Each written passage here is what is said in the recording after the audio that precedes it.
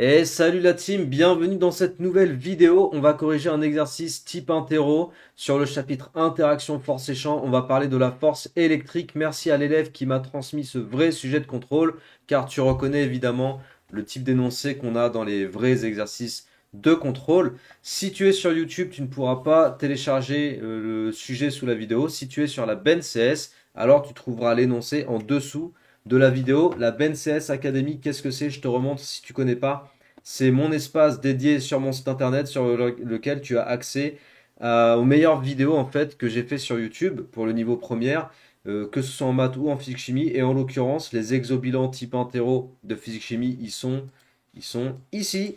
Et tu as juste à cliquer sur le petit module ici. Ça va t'amener dans la page dédiée pour les exobilans de première spé physique chimie. Tu retrouveras celui que je vais tourner, que je suis en train de tourner dans Interaction Force et Champ. Ce sera l'exobilan 5. Dès que j'aurai fait la vidéo, eh ben, il viendra se positionner tout de suite sous l'exobilan 4. Je t'invite fortement à prendre l'habitude d'aller bosser sur la BNCS. Honnêtement, je suis en train de tout trier, tout organiser et les meilleures vidéos, elles sont là. Donc, si tu as besoin de réviser spécifiquement tes contrôles, c'est là qu'il faut venir. Si tu veux retrouver les vidéos de cours, explicatifs de cours, mes vidéos synthèse, elles sont aussi rangées dans le module vidéo synthèse. Bref, je te laisse découvrir, c'est BNCS Academy. Nous, on y va. Sur l'exercice l'encre électronique, donc comme je t'ai dit, si tu es sur la BNCS, tu auras l'énoncé en dessous de la vidéo. Et puis, let's go. Oui, je t'invite à faire l'exo par toi-même avant toute chose. Il faut vraiment que tu essaies de rédiger tout seul ou toute seule et après tu te corriges avec ma correction. Ok? Allez, c'est parti. Hop, je prends le pointeur. Donc l'encre électronique, les liseuses ont fait leur apparition à la toute fin du XXe siècle. Elles ont connu un grand succès depuis, notamment grâce à leur importante capacité de stockage de livres, mais aussi grâce à leur affichage, le papier électronique. Donc on va nous parler justement du papier électronique, c'est le document 1. On nous dit qu'une feuille de papier électronique est composée de millions de microcapsules dont le diamètre est environ celui d'un cheveu. Là, sur le petit schéma à côté, on voit que microcapsules transparentes, c'est le petit 1, donc c'est les petites billes. Et on nous dit que ces microcapsules contiennent de l'huile. Donc on imagine que ces petites billes, bon bah il y a de l'huile dedans, dans lesquelles sont plongés des pigments noirs chargés négativement et des pigments blancs chargés positivement. Ils les ont schématisés ici, on les voit, et ça c'est une information importante que je te recommande de mettre en évidence. Donc tu as des pigments noirs chargés négativement. Ça veut dire que la charge des pigments noirs est négative. On va le noter QN négatif. Et à côté, on te dit les pigments blancs, eux, ils sont chargés positivement. Je te propose de noter ça QB. Donc Q comme la charge, hein, QB positif. Ok? Ici, on est sur de l'extraction d'informations. C'est les données qu'on vient d'extraire du document. Ces microcapsules sont positionnées entre deux électrodes. Donc elles sont schématisées là, les électrodes. L'intensité du champ électrique entre ces deux électrodes est donnée par E égale U sur D. U est la différence de tension entre les électrodes, D est la distance entre les électrodes, donc tu as les unités volts et mètres. Et le champ électrique sera en volts par mètre si tu fais ta petite analyse dimensionnelle. Pour que la liseuse soit entièrement noire, on est donc sur la question 1. Ce que je vais faire, c'est que je vais peut-être agrandir un petit peu. Voilà, on va mieux voir. Ça, je vais le décaler. Voilà. Hop, et puis du coup ça je vais l'enlever parce que ça correspond plus. Donc on est sur la question 1. Pour que la liseuse soit entièrement noire, quel doit être le signe de l'électrode transparente du haut? Donc l'électrode transparente, on la voit ici, d'accord? On la voit ici et sur l'électrode transparente, on t'a indiqué trois possibilités. C'est juste, je t'explique en fait pour que tu comprennes bien le document. Pour avoir une couleur blanche, ce qui est représenté ici, il faut que les charges, pardon, comment ils ont appelé ça? Les pigments, voilà. Les pigments correspondants juste ici, il faut que ce soit des pigments blancs. Évidemment, si les pigments blancs sont positionnés vers le haut, alors l'écran, à ce niveau-là, t'apparaîtra blanc. Ensuite, si tu as moitié de pigments blancs et moitié de pigments noirs, alors tu auras une zone sur l'écran qui apparaîtra grise. Et si tu as full pigment noir, alors tu auras une zone sur l'écran qui apparaîtra noire. C'est ça que ça signifie, ok? Et là, on te dit, pour que la liseuse soit entièrement noire. Donc, on ne veut que des zones colorées en noir, colorées entre guillemets. Qu'est-ce qu'il faut comme charge pour l'électrode. On te dit quel doit être le signe de l'électrode. Regarde ce qu'on avait noté tout à l'heure. Les pigments noirs, ils ont une charge négative. Une charge négative. Quelle doit être la charge de l'électrode pour que les pigments noirs soient attirés par l'électrode du haut? On est sur le principe d'attraction et répulsion des charges de même signe ou de signe contraire. Pour que les pigments noirs de charge négative soient attirés vers le haut, il faut que l'électrode du haut, l'électrode transparente, soit de charge positive. Car les charges négatives vont être attirées par la charge positive de l'électrode transparente. Et bien ça, on va l'écrire et on va le justifier comme ceci. Petit 1, les pigments noirs sont de charge négative. Donc les pigments noirs sont tels que Qn négatif, donc attirés par charge positive.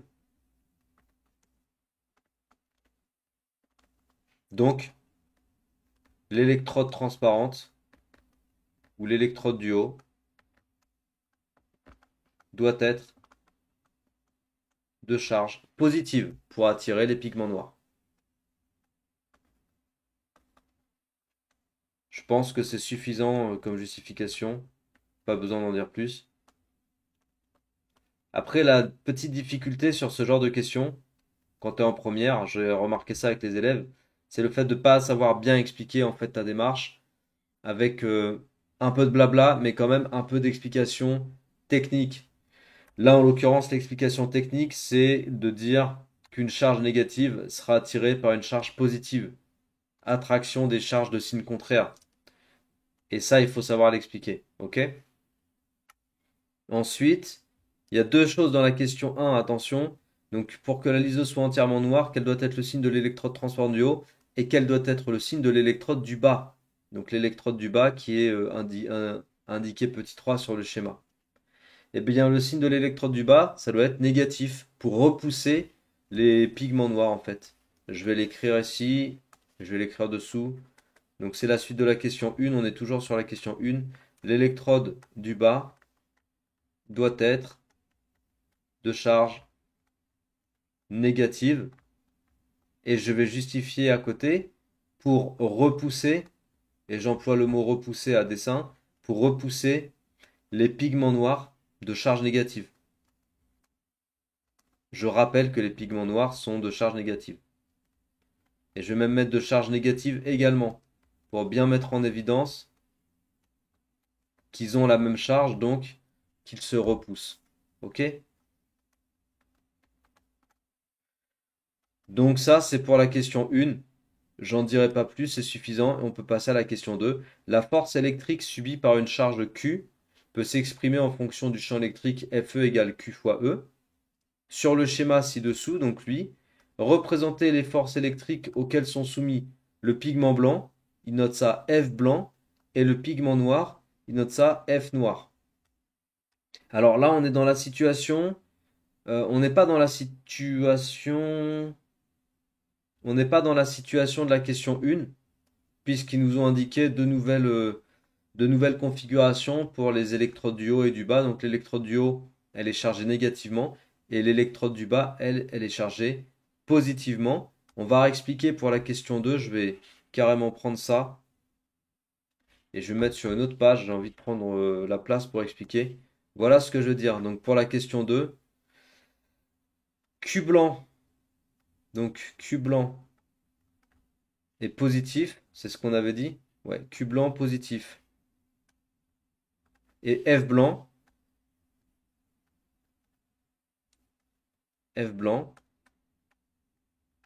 égale Q blanc multiplié par le champ E. J'applique littéralement en fait la relation pour la force électrique et le champ électrique. La force électrique subie par le pigment blanc, elle est égale à la charge du pigment blanc fois grand E. Or, Q blanc est positif, donc la force électrique subie par le pigment blanc et le champ électrique, on dit mathématiquement qu'ils sont collinéaires, de même sens. En fait, c'est une relation de collinéarité que tu as ici. une relation de collinéarité avec un coefficient de collinéarité positif, mathématiquement, ça veut dire que tu as des vecteurs collinaires de même sens. Ouais, l'histoire du même sens, l'histoire du même sens, c'est parce que le coefficient ici est positif. D'accord? Et l'histoire de la collinarité, c'est parce que bah, tu as une relation vectorielle de cette forme-là entre tes deux vecteurs f blanc et grand E. Donc s'ils sont collinaires de même sens, ça nous permet de justifier que f blanc est vertical vers le haut. En fait, vertical vers le haut, entre parenthèses, je vais même rajouter comme grand E. Ok? Donc après, je prends une règle, je me mets au niveau du pigment blanc, je fais une flèche qui va vers le haut, sans souci d'échelle, et voilà, F blanc. Après, on va faire la même explication pour F noir, la force subie par le pigment noir. Et cette fois-ci, donc deuxième point, là on était sur le premier point. Et maintenant, deuxième point, là ce que je veux dire, c'est que Q noir est négatif. Et je vais refaire la même explication. Je pense que je vais faire le feignant. Et à la limite, hop, voilà. C'est vraiment le même texte en fait, sauf que là j'adapte. On est avec le pigment noir, donc on va mettre F noir, noir, noir. Et puis là, ce sera autre chose. Donc, F noir égale Q noir multiplié par grand E. Donc, F noir et E sont collinaires de sens contraire. Cette fois-ci, les sens sont contraires. Pourquoi ça? Eh ben, parce que, hop, le stabilo. Pourquoi les sens sont contraires? Ben parce que le coefficient de collinarité, lui, il est négatif. D'accord? Donc, tu as des vecteurs qui sont collinaires de sens contraire. Donc, F noir est vertical vers le bas. Et là, je vais écrire opposé de E, ou contraire de E. Le sens contraire de E. Ok? C'est bon? T'as vu, c'est la même explication, hein. C'est du copier-coller. Allez, on va donc faire le vecteur F noir. Voilà, sans souci d'échelle. Et à côté, on marque la force et on met la petite flèche pour le vecteur. Ça, c'est la question 2. Je pense qu'on a fait... On a fait les deux questions, donc on a fait tout ce qu'il fallait dans la question 2. Et t'as vu, en fait, ça fait partie des raisons pour laquelle j'aime bien cet exo. C'est parce qu'on a une petite représentation sur un schéma, tracé des forces, utilisation de la relation de collinarité entre les forces FE et le champ, enfin entre la force FE et le champ E, utilisation de la collinarité, réflexion autour du signe de Q, et c'est pas le même pour Q blanc et pour Q noir. Donc il y a toutes ces petites choses-là qui sont des subtilités, des petites choses à comprendre hein, quand tu es en première en fait. C'est pour ça que j'aime bien l'exo et c'est aussi parce qu'après, on va faire de l'application numérique comme tu peux voir. Je vais être sur la question 3. Qu'est-ce qu'ils demandent? Ouais, question 3, j'ai pas besoin de changer de page en fait. Ils nous disent quoi? Ils nous disent la batterie de la liseuse induit une tension de 3,7 volts. Donc on a U qui vaut 3,7 volts. Et les électrodes sont séparées d'une distance de 70 micromètres. Alors évidemment, on reste jamais dans des sous-multiples ou des multiples. Dans ce genre de situation, tu sais que tu vas devoir te mettre dans les unités du système international et en l'occurrence pour les distances, c'est le mètre. Donc micro, c'est 10-6. Là, pareil, il y a des petites choses à savoir sur les conversions notamment. Passer d'un sous-multiple à l'unité, micro, faut que tu saches que faut que tu saches que c'est 10 puissance moins 6. Milli, c'est 10 moins 3. Nano, c'est 10 moins 9. Pico, c'est 10 moins 12. Kilo, c'est 10 puissance 3. Tout ça, il faut que tu saches parce que sinon, tu vas toujours être en galère quand il va falloir convertir. Donc, on a U, on a D. Le champ, c'est U sur D. On peut mettre les unités. Là, on est en volts. Là, on est en mètres. Ici, on est en volts par mètre. Application numérique. Hop. E égale 3,7 divisé par 70, 10 moins 6. Alors, ça fait quoi, ça? Ça fait quoi? 3,7 sur 70, 10 moins 6. Ça nous donne environ, on va garder deux chiffres, 5,3 fois 10 puissance 4. Et là, tu mets bien volts par mètre. N'oublie pas l'unité, s'il te plaît. À ce stade-là, en fait, quand tu es en première, tu dois plus oublier les unités et faire ce genre d'erreur. Tu écris un résultat, tu mets une unité. C'est logique, c'est la base. Il faut faire ça. Ok? Et j'ai fait gaffe aux chiffres significatifs. Donc là, on avait deux chiffres. Un pigment blanc a une masse de 1,8 10-14 kg. L'expression du poids, c'est P égale mg. G égale 10 mètres secondes moins 2. Calculer le poids P blanc. Donc P blanc, je me mets ici. P blanc, c'est égal à M blanc multiplié par G. Donc M blanc, c'est 1,8 fois 10 puissance moins 14. Et tu multiplies ça par 10. Là, les unités, ouais, je vais quand même te noter les unités. Donc dans cette relation-là, la masse, elle est en kilogrammes. De toute façon, en physique, tes masses, elles sont en kilogrammes quand tu bosses avec des masses. M, soit tu mets newton par kilogramme.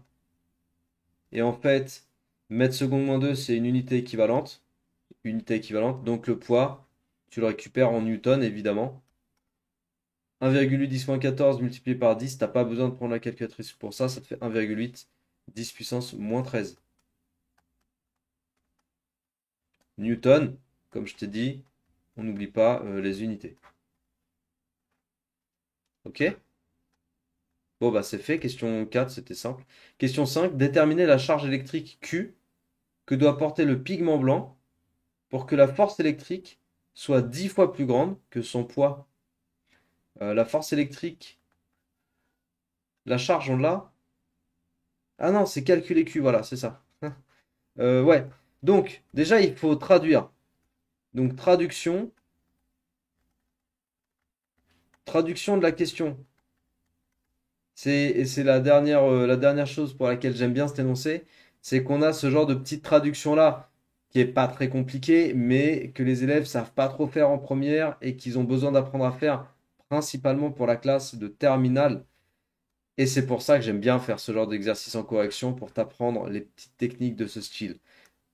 Donc traduire la question, c'est traduire la question sous un angle de vue mathématique. Là, on te dit déterminer Q, donc on cherche Q blanc en fait, la charge que doit porter le pigment blanc, pour que F blanc soit 10 fois plus grand que son poids. Eh bien ça se traduit par F blanc égale 10 fois le poids du pigment blanc qu'on a noté, pardon, je me gratte l'œil, qu'on a noté P blanc dans l'exercice. Là, j'ai traduit mathématiquement. C'est quoi F blanc? F blanc, donc là, je parle en intensité de force, hein, je ne parle pas en vecteur. F blanc, c'est Q blanc multiplié par quoi? Bah, multiplié par grand E, le champ. Et là, tu vas avoir 10 fois P blanc. Je m'interromps un instant. Faut que je te dise quelque chose qui est assez important aussi. Tout à l'heure, je t'ai parlé de la BNCS. Et c'est vrai que je t'en parle parce que je sais que les élèves, eh ben, ils n'ont pas toujours l'information. Les élèves qui passent en terminale et qui gardent l'aspect physique-chimie, je les prépare. Je les prépare avec un stage de préparation à l'aspect physique-chimie de la première à la terminale. Dans ce stage de préparation qui s'appelle Booster SPC, et là on va être sur Booster SPC 2024 parce que nous sommes le 1er mars 2024 au moment où je tourne cette vidéo. Tu peux voir ici, tu peux même voir que je tourne la vidéo à minuit 4. Minuit 4, c'est marrant. Donc le stage Booster SPC 2024, c'est un stage dans lequel je vais t'aider à anticiper ton programme de spé physique-chimie de terminale en 10 séances. 10 séances que tu vois ici. On va travailler sur 80% du programme de terminale spé physique-chimie. 80% avec les plus gros chapitres, les plus gros morceaux, ceux qui font le plus mal aux élèves en terminale, de mon expérience. Et les morceaux, eh ben, tu les vois ici, réaction acide-base, analyse physique, analyse chimique, cinétique chimique, équilibre réactionnel, La grosse partie mécanique, méca 1, méca 2, méca 3. Les chapitres de méca, c'est ceux-là qui sont très douloureux pour les élèves en général. Et nous, on plante des petites graines pendant l'été. C'est des séances d'1h30 chaque semaine. Donc ça permet de garder un rythme tout en profitant de ton temps de vacances, mais de garder un petit rythme de travail et de planter ces petites graines qui sont vachement utiles quand tu rentres ensuite en septembre en terminale et que tu vas attaquer ton programme de physique-chimie. Parce que toutes ces petites graines qu'on a plantées pendant l'été, elles ont germé, elles ont fait des petites pousses, et quand tu arrives en cours, en terminale, en septembre, en octobre, eh bien toutes ces nouveautés, en fait, ces nouveaux chapitres que tu vas aborder, pour toi, ce sera pas tant des nouveautés, parce qu'on les aura vus ensemble. Donc ça, c'est le stage Booster SPC 2024 qui va démarrer, eh bien, qui va démarrer début juillet 2024. Et bien sûr, avec ce stage, il y a plein d'autres petits cadeaux qui viennent, notamment l'accès au double pack, qui va être vachement utile pour toi en terminale pour bosser en autonomie la physique chimie, l'accès à mes fiches de révision de physique chimie. Bref, je te laisse découvrir ça. C'est sur mon site internet. Si tu as des questions, tu me demandes sur Insta, tu me demandes en commentaire ou tu me demandes par email directement. Tu as mon contact sur le site, tu n'as aucun problème là-dessus. Enfin, tu peux me contacter sans aucun problème. Ok? On continue sur notre petite équation où il s'agit de déterminer Q blanc. Donc c'est ça qu'on va rechercher. Et qu'est-ce qu'on connaît là-dedans? Ben, on connaît E parce qu'on l'a établi précédemment, on l'a calculé. On connaît P blanc parce qu'on l'a calculé. On n'a plus qu'à isoler Q blanc et ça répondra à la question. Donc Q blanc égale 10 fois P blanc sur E. C'est tout. On va faire une application numérique. Juste, je te remets les unités. On va être en newton pour le poids et on va être en volts par mètre pour grand E. Et il faut que tu saches l'unité d'une charge, mais là, ça fait partie de ton cours hein, sur les charges électriques notamment. L'unité d'une charge, c'est des coulomb. Et les coulomb, enfin les charges, tu vas les retrouver aussi en terminale, tu vois. C'est pour ça que je t'ai parlé de booster SPC parce qu'il y a du lien en fait. On n'est pas en train de faire ces exos juste pour avoir une bonne note sur ton chapitre interaction force et champ. C'est intéressant, mais on est aussi en train de construire des bases pour ensuite la classe de terminale, pour continuer à avoir des bonnes notes et pour continuer à être dans une bonne dynamique de réussite pour ton dossier post-bac.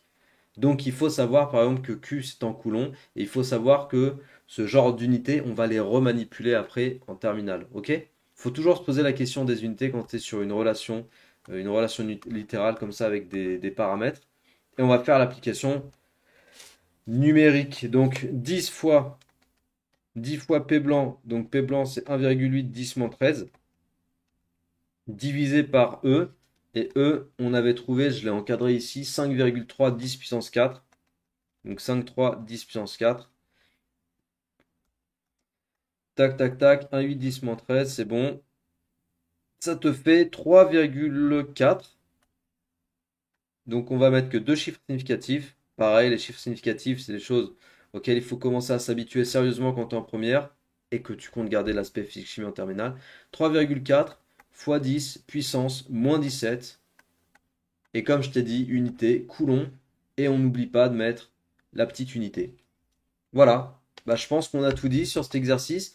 Moi, j'ai beaucoup aimé cet exo. Exo super intéressant à mon sens pour s'entraîner sur ton chapitre interaction force et champ pour ton contrôle. J'espère qu'il t'a plu autant que ça m'a plu de te le présenter. J'espère que tu as réussi à le faire par toi-même. Si c'est pas le cas, c'est pas grave. Tu laisses passer un petit peu, soit quelques heures, soit carrément un jour si tu as le temps, un jour, 2 jours. Et puis tu reviens sur l'exo et puis tu vérifies qu'au bout d'un jour, 2 jours, tu sais faire. Laisse les choses germer des fois dans ta tête, c'est important. Laisse les choses prendre. Si t'as pas réussi du premier coup, c'est pas grave. Si tu as bien compris la correction, tu réessayes dans 2 jours et tu verras si ton cerveau a assimilé les notions à assimiler. Ok? Allez, je te laisse là. Je te souhaite de bien travailler, t'entraîner sur ce chapitre-là et sur les autres chapitres et je te dis à très bientôt. Ciao!